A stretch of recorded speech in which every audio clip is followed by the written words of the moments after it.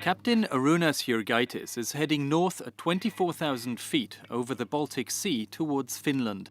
His Lithuanian transport plane, a Spartan C-27, is about to lose radio contact with air traffic control. We now speak to the ATC, but when we fly into the Finnish territory, we stop to speak to any ATC, and we will just fly silently.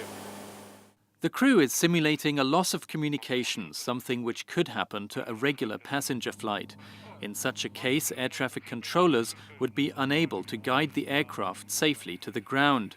Sending up fighter jets to make contact would be the fastest way to find out what's happening on board and to assist the pilots to a safe landing. This is the scenario at the 11th Baltic Region training event. The annual event is aimed at training the pilots and controllers of NATO nations and partner countries in common air policing procedures. For every country is very important air police, and if we cannot provide by ourselves, NATO is providing for us, and we are also contributing. Like our flight today, we are participating in this exercise and for all regions, not only Lithuania, for Latvia, Estonia. Captain Jurgaitis says the three Baltic states don't have sufficient jets to police their own airspace. That's why NATO provides this capability for them. Various alliance members have been doing so on a rotational basis since 2004. The current agreement runs until the end of 2018. For the Chief of Staff of the Lithuanian Air Force, it's a good example of NATO's smart defense concept, which encourages allies to pool and share capabilities. Maintaining their own fighter jets would be uneconomical for the three Baltic states, he says. I believe the economy of scale is present here. If one of the nations is not able to provide the certain capability, then the another nations coming to help us. That is important. The money saved by the Baltic states through this display of alliance solidarity enables them to contribute to NATO in other ways, such as by providing specialist forces and capabilities in Afghanistan.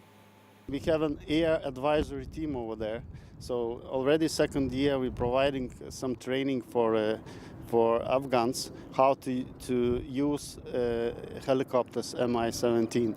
So we provide them with training how to maintain them, how to fly them, and of course how to plan the missions.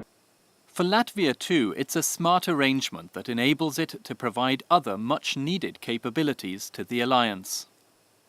And these other capabilities basically are linked with the NATO force goals that increase our interoperability with other nation forces and at the same time provide us with more forces that we can deploy for the operations. And as I illustrated some of them, like JFACC or explosive ordnance disposal experts that are quite a significant enabler at the level of the nation like Latvia. For Captain Jurgaitis, today's training event is a success. His plane was intercepted by Finnish F-18 Hornets, turned towards its base in Lithuania and guided to a safe landing by German F-4 Phantoms. For the current commander of the German contingent, having 6 jets stationed here on a rotational basis is a win-win situation.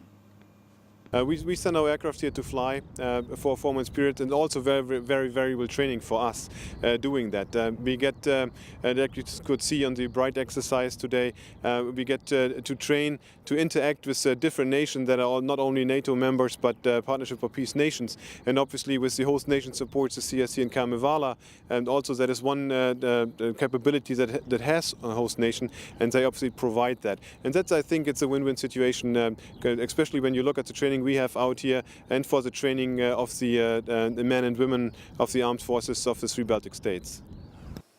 But it's not just in the Baltics where alliance members are assisting each other in this way. Italian Eurofighters provide the air defense for Slovenia and Albania. Luxembourg and Iceland too have their skies policed by NATO.